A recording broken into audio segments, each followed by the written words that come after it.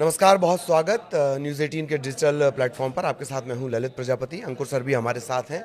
कल हमने सबसे पहले आपको बताया था, ट्रंप ने टैरिफ वॉर एक तरह से शुरू की, 25% टैरिफ और जुर्माने की बात कही।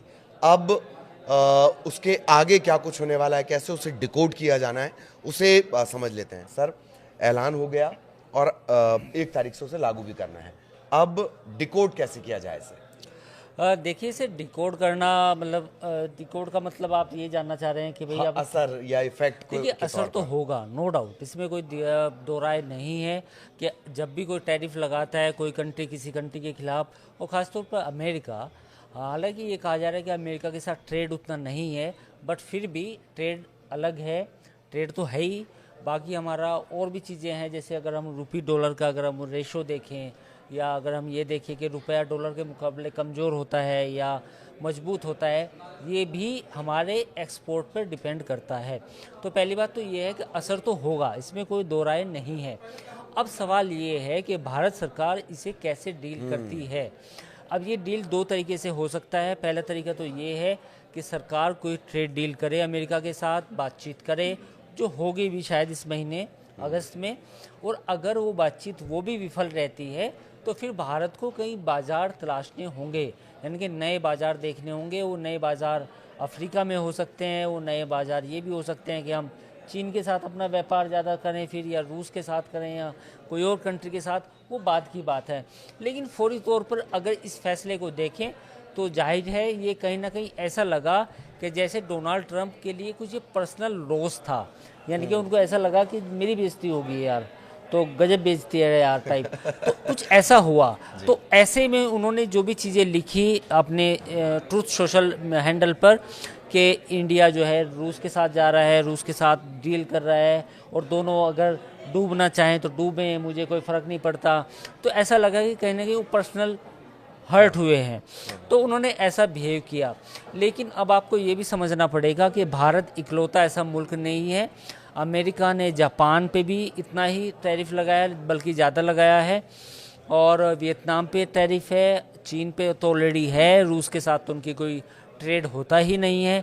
तो तमाम दुनिया पे टैरिफ लगाया है। सवाल ये भी है कि अमेरिका को भी अपने ट्रेड पार्टनर तलाशने होंगे अगर भारत के साथ डील नहीं बनती है तो, क्योंकि पहले वो चाइना प्लस वन की बात करते थे, यानी कि चाइना का विकल्प इंडिया था, लेकिन अब इंडिया नहीं है तो उन्होंने पाकिस्तान के साथ एक डील की है, जो मुझे लगता है कि इतनी व्यवहारिक नहीं है कि उसका कोई जल्दी से इम्पैक्ट होगा। जी, एक शॉर्ट और बड़ा शॉर्ट में इसका आंसर चाहिए होगा।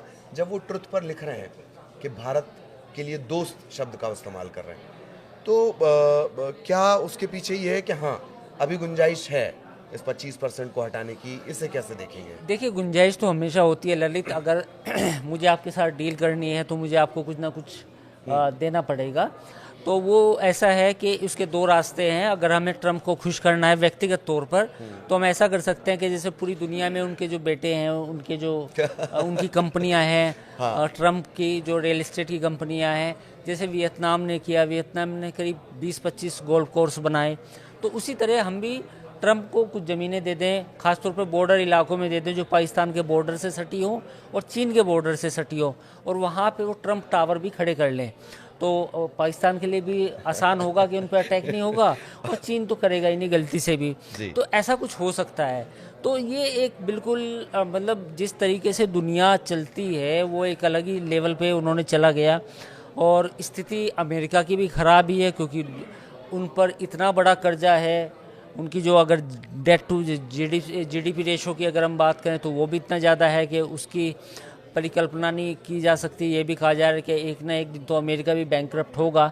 लेकिन मेरा पॉइंट ये है कि ट्रंप जिस तरह से पर्सनल ले रहे हैं चीज़ों को, उस तरह उन्हें नहीं लेना चाहिए, क्योंकि इंडिया काफ़ी कुछ इंडिया को लगता है कि एक्सपोर्ट ओरिएंटेड इकोनॉमी है। नहीं, इंडिया कंजम्पशन की इकोनॉमी है।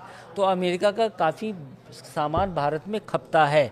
हालांकि मुझे इस बात का डाउट है कि भारत कोई सीधा कन्फ्रंटेशन लेगा अमेरिका से, लेकिन कहीं ना कहीं ये मामला 2-4 महीने में जाके सेटल होगा। चलिए, तो 2-4 महीने में मामला सेटल होगा। बाकी अगर इसमें और कुछ तब्दीलियां आती हैं और कुछ अपडेट्स आते हैं, वो भी हम आप तक पहुंचाएंगे।